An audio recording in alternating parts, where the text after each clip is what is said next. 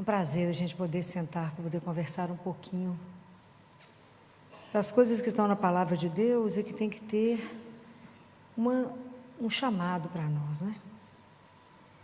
Esse trecho de Gênesis é o que estava na primeira leitura de domingo, quando Adão e Eva pecam, e Deus sempre ia à tarde, né? Dar uma volta lá com eles, caminhava com eles no jardim. E aí ele se esconde, Adão se esconde. E Deus pergunta: Adão, onde estás? Sempre que vocês escutarem na Bíblia o nome de alguém, coloque o seu. Onde estás? Às vezes a gente acha, né, que a gente pode se esconder, né? Mas a única pessoa que nesse momento que sabia onde é que Adão estava era Deus. Mas a delicadeza dele é tamanha que da mesma forma conosco ele pergunta: onde estás? Onde você está na sua caminhada e na sua consciência espiritual? Onde estás? Quem pode responder isso para Deus? Somente você. Onde eu estou? Qual a consciência que eu tenho que eu sou um peregrino nessa terra? Que esse não é o meu lugar, que eu estou a caminho, que eu estou sempre a caminho. A única pessoa que andou nesse mundo e que não foi um peregrino, que não foi um viandante, um caminhante, foi Jesus, porque Ele era o caminho. Diferente? Ele não era o caminheiro, Ele era o caminho. Imagina o quanto que Nossa Senhora andou.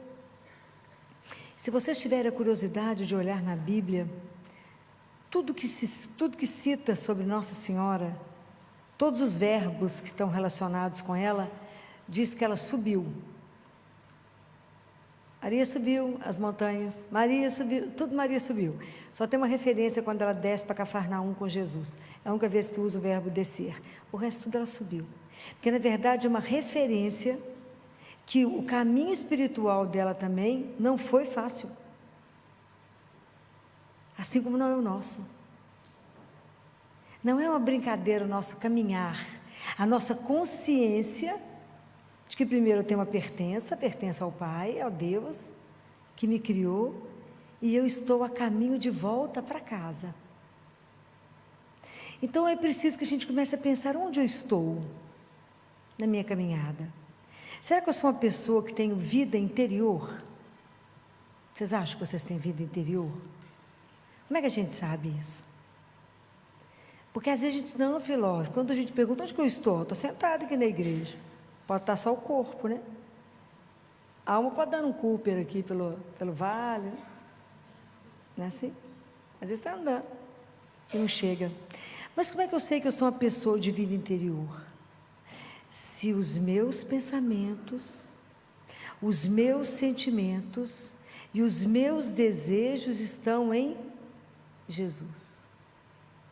Compreendem como é que a gente não tem vida interior? O quanto que a gente está disperso? Porque qual que é o anseio que vocês acabaram de cantar aqui? Meu coração anseia para encontrar a Deus. Vocês acabaram de cantar, estava lindo vocês cantando. Como a terra seca, não é assim? Vocês cantaram aqui agora, porque às vezes a gente presta atenção no que canta. Vocês cantaram. Anseia te encontrar. Mas meu pensamento está longe, meu sentimento menos ainda, meu desejo é outra coisa. Então a gente vive uma desconexão entre a nossa vida interior e a nossa vida exterior. O cristão pode viver isso? Não. É o que eu fico mexendo, porque a gente não pode ser cristão de domingo, né? Que a gente deixa Jesus guardado na igreja e vai embora sem Ele. Lá fora é outra coisa, a gente faz outras coisas, mas aqui dentro a gente reza, lá fora a gente vive outra coisa. Isso não pode existir, porque o nosso sonho é ser um só com Ele. E como é que nós vamos fazer esse caminho? É por isso que é tão difícil a nossa caminhada, Jesus fala para o místico assim: sempre peça ao Espírito Santo que sempre te acenda, cada dia mais te acenda até Ele, porque nós temos que crescer em direção a Deus. Então nós temos que ter uma coisa na nossa vida que chama vigilância no nosso coração, porque a maioria das vezes os nossos pensamentos nos levam a ficar deprimidos, tristes, você chora, e não acontece nada que você pensou, sonhou. Ou você está no mundo de ilusão, sonhando o que vai acontecer, ou está remoendo alguma coisa do passado, não é assim? E aí sofrendo. Não, porque eu vou encontrar aquela pessoa para falar isso, isso, isso. Você nem encontra com a pessoa, nem fala isso, gastou. Aí a gente começa a perceber o quanto que a gente perde de energia naquilo que não leva a nada. Compreendem? E se você se nutre de Deus, se os seus pensamentos estão nele, se você está pensando se aquilo agrada, se você está pensando em manter uma relação de amor com Ele, então por que hoje a gente tem tanta dificuldade de esperar, né? Eu estava escutando o Zé falando da espera dele, que eu acompanhei, da gestação, do sonho de uma criança. Como que hoje o mundo não sabe mais esperar? Por que a gente não sabe mais esperar? Porque a gente não tem mais esperança. Maria foi uma mulher de espera. Quando o anjo anunciou até ela, ela estava noiva. Ela estava esperando José, ela estava noiva. E naquela época ela só iria casar quando José acabasse de construir a casa. Mas ela era prometida em casamento a ele. Depois ela esperou Jesus, porque foi esperando a hora de Jesus. Ela foi esperando, esperando, esperando, até esperar naquela solidão daquele sábado que queria acontecer. Espera. E hoje nós não esperamos nada. Mas de verdade eu fico pensando, o que você deseja? O que de verdade é o seu desejo que o dinheiro não compra? Porque aquilo que o dinheiro compra não é desejo. Você vai ali e matou a vontade. Eu queria comprar aquele carro, queria uma Ferrari. É só trabalhar, compra. Quer comprar um avião, compra. Mas o que sacia seu coração? O que deixa seu coração feliz? O que te deixa inebriado? O que te faz dançar e cantar? O que te faz se abandonar? Faz assim, encontrei aquilo que meu coração ficou saciado. A gente não sabe o que é isso. Qual que é o desejo de verdade da sua vida? Que não é para consumir, é para consumar. É diferente. Mas a gente não conhece isso, porque nós estamos inseridos no mundo do consumismo, né? Então Maria nos ensina muito, porque ela ensina que ela é a mulher do cotidiano, né? Então, aonde que eu tenho que construir tudo isso que eu estou falando com vocês? É nesse canteiro da minha vida aqui e agora. Eu tenho que ter vida interior dentro desse mundo de hoje. Eu tenho que sair para trabalhar, eu tenho que estar pensando naquilo que eu vou fazer, mas tudo aquilo que eu vou fazer eu tenho que pensar, isso está de acordo com aquilo que eu creio, com a fé que eu professo? Essa decisão que eu vou tomar, isso agrada ao Senhor? Esse cargo que Ele me deu é para servir a Ele e revelar a glória dEle, e não para que eu possa ter sucesso, fama. Não é para isso que eu fui chamado. É tão interessante, porque essas coisas vão nos enebriando e a gente se esquece desse compromisso. Então a gente não caminha. Onde está? Só parado no mesmo lugar. Não andei, eu não caminhei, porque eu não te desejo de verdade. Eu canto, mas na verdade meu desejo está naquela viagem assim, assim. Não que seja proibido fazer isso, de forma alguma. Mas Ele como seu companheiro. Como que a gente aspira pouco e trabalha pouco, investe pouco na nossa vida espiritual? Então a gente vê e fala, nós temos um caminho, eu vou voltar para casa, mas nós vivemos sem meta. Não tem meta. A gente pôs uma mochila para andar, mas dentro da mochila não tem roteiro de viagem. Estou falando mentira? Não. Falava isso anteontem com um adolescente no consultório. Falei, aonde você quer chegar aos seus 18? Com que físico você quer chegar lá? Como você quer chegar? Tu tem que ter meta e tem que ter um propósito e ter um investimento. Não tem mágica, tem investimento. Na sua vida espiritual, para você caminhar, tem que ter investimento. Filha, mas minha vida é apertada, não tem tempo. Eu também não. Também não. Mas qual é o seu propósito? Qual é o seu desejo? Onde está o seu pensamento? Onde está o seu desejo? Os seus sonhos? Será que de verdade a gente tem consciência que a gente caminha sendo formado, aquilo que estava na segunda carta de domingo, segunda leitura, que é a segunda carta de São Paulo aos Coríntios, no capítulo 4. Ele fala, então, à medida que a gente vai vivendo, que o externo vai deteriorando, o homem velho vai deteriorando, o homem interno, ao contrário, renova. Porque quem nos renova? É Deus. É Ele lá que nós vamos chegar. Mas como a gente desconecta essas coisas aqui, completamente, o quanto que aquilo que a gente não vê não nos interessa. E ele fala desse jeito, não olhe para as coisas que você vê, mas para que você não vê, porque aquilo que você vê é transitório, mas aquilo que você não vê é eterno. Isso é espetacular. Então, quando eu falo que a gente não tem mais desejo, o cristão, é o homem mais ambicioso que existe. Por quê? Por que que nós somos cristãos, somos ambiciosos? O que você mais deseja? O que eu desejo é ver Jesus. Isso é uma ambição louca. Pode imaginar o que é olhar no rosto dele? Ser olhado por aqueles olhos. Nós vamos morrer de emoção. Imaginou o que é ser olhado por ele? Ser abraçado por ele? Eu desejo isso. Eu desejo viver no paraíso. Já falei isso com ele inúmeras vezes, não quero purgatório. Sei que eu vou passar lá, não tem jeito. Mas o que eu puder fazer para não passar, eu vou fazer.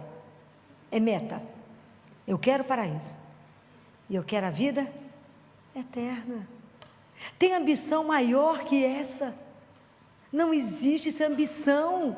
Eu quero viver eternamente com Ele no paraíso. Então a morte é só a forma de eu chegar até lá.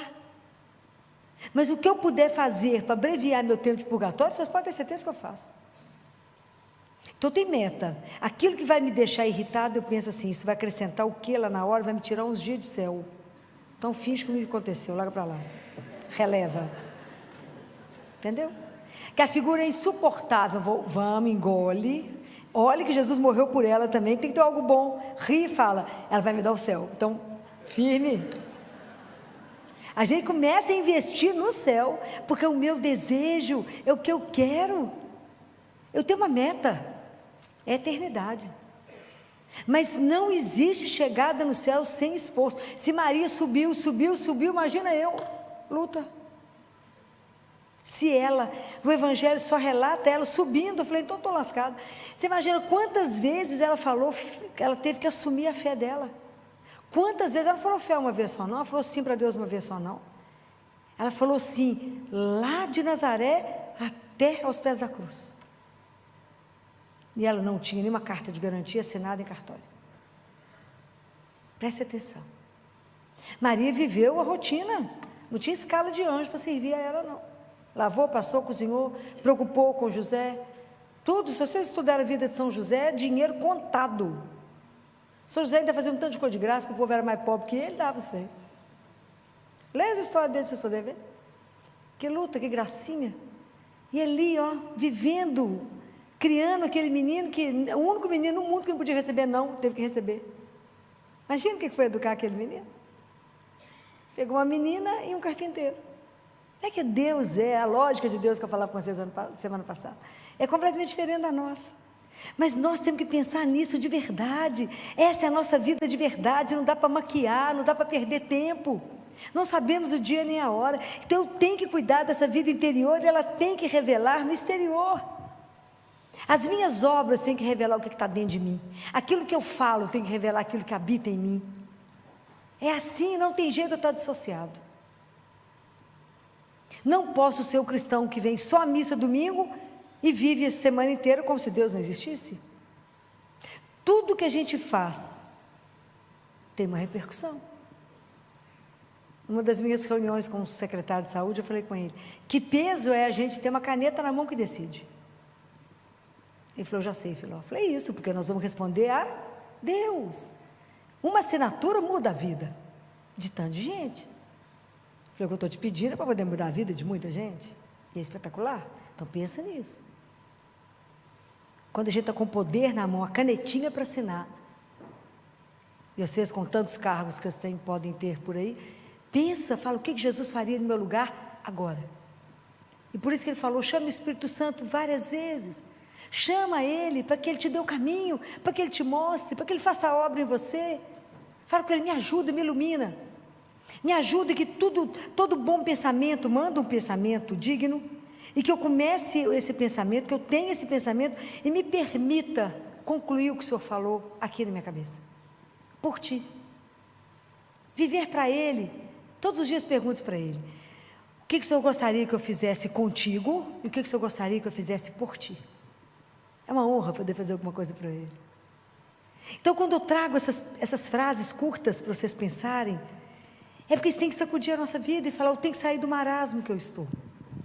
Vocês acham que todo dia eu não penso, quando a vida tenta, né, que você se disperse e fala, peraí, onde é que eu estou com esse pensamento mesmo? Isso vai me levar aonde? A lugar nenhum, vou conversar com Jesus. Então, porque a nossa vida é uma batalha espiritual. Porque é no nosso coração que se travam as batalhas. Porque o tempo inteiro o mundo te seduz para uma coisa, você pensa, mas Jesus não quer isso, está contra. É o dia inteiro é uma batalha.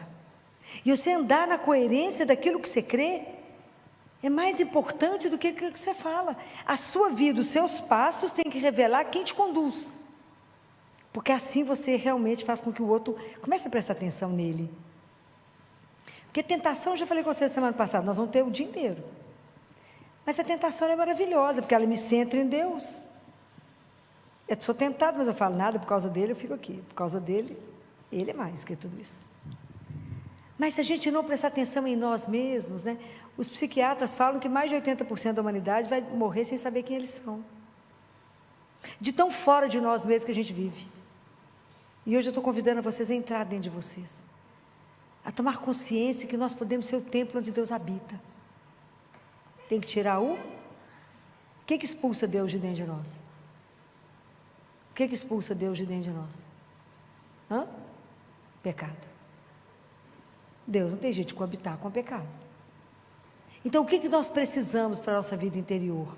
Nós precisamos de nos nutrir, ok? Com a palavra e com a Eucaristia. Não existe vida interior sem Eucaristia. Não existe. Porque é preciso que Jesus cresça em mim. É preciso que Ele vá me transformando nele. É preciso que cada um de nós seja um outro Cristo na terra. Mas isso não tem milagre, tem investimento. Por que tem tantos obstáculos no nosso crescimento espiritual? O que vocês acham? Por que tem tanto obstáculo? Por que eu não consigo fazer isso? O que nos falta? Tem ideia? Decisão. Você tem que querer. Se você quiser, Deus te dá graça. Porque sozinho não podemos nada. Não adianta falar, não, a partir de hoje eu sou uma pessoa de vida interior, vou só pensar nas coisas de Deus, só desejar. Ou se Deus não der a graça, fazemos o quê? Nada.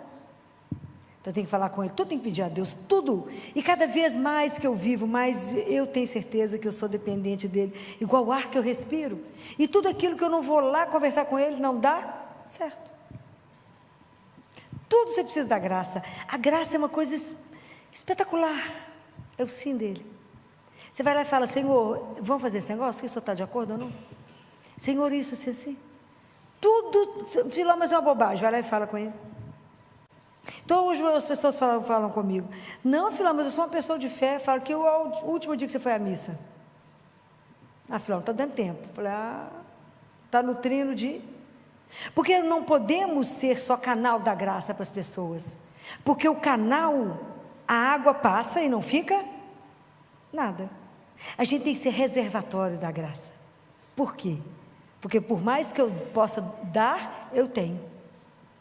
Senão você fica seca e não dá conta. Compreende a diferença disso? Então é preciso que a gente tome, que vocês despertem. Desperta, falar, Senhor, onde eu estou na minha caminhada? Se o Senhor me chamar hoje, qual é o estado da minha alma que eu vou apresentar ao Senhor? Que o corpo fica por enquanto, eu vou levar a alma, leva o quê?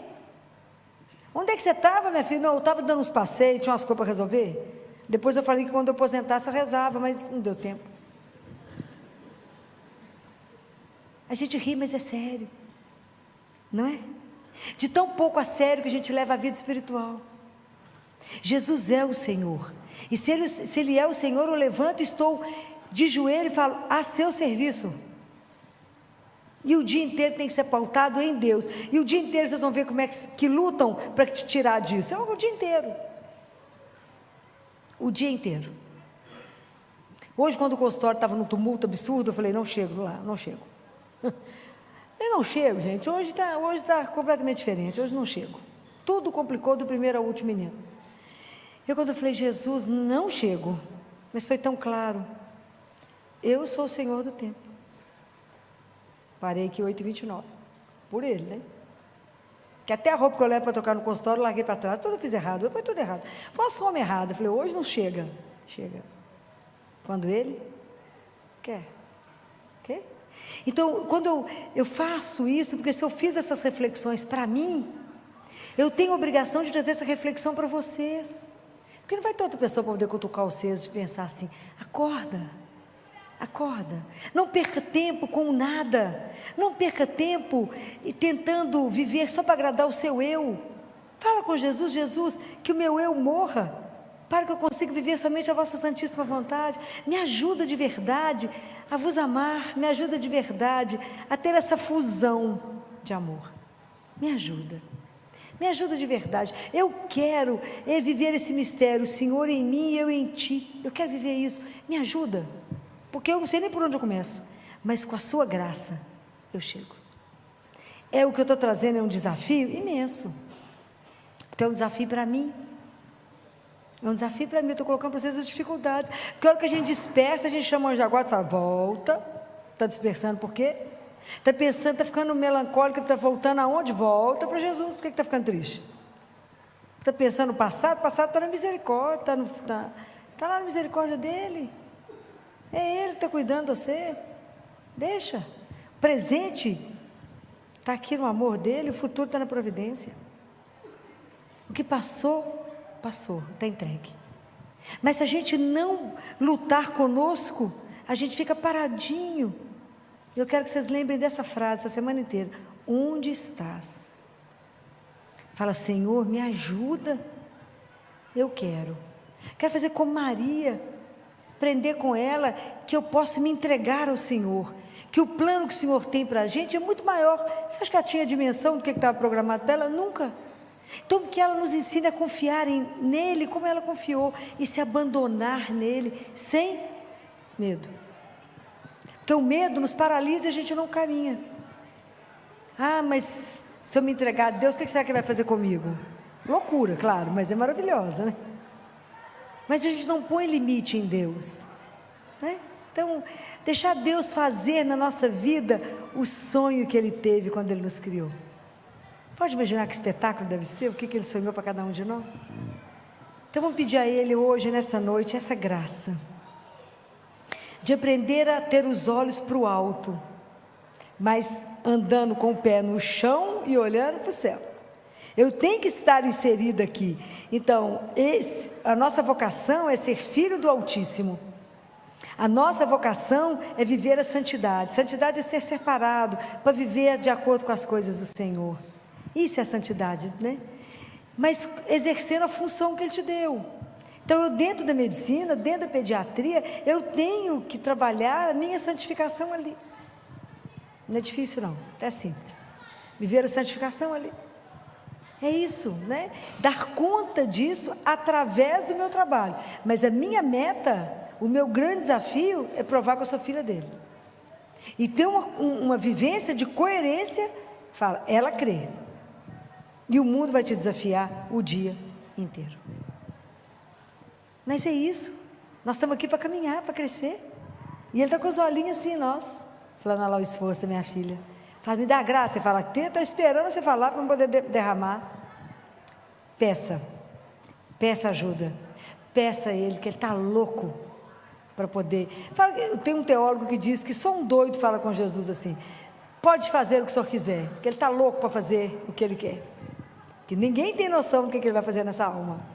Então, faça os sacramentos, confesse pelo menos uma vez por mês, comungue se possível todos os dias, visite o Santíssimo pelo menos uma vez por semana, pelo menos uma vez por semana, vá lá, conversa tudo com Ele, chora com Ele, ri com Ele, canta com Ele e se prepara para a grande dança que Ele está ensaiando para dançar com cada um de nós.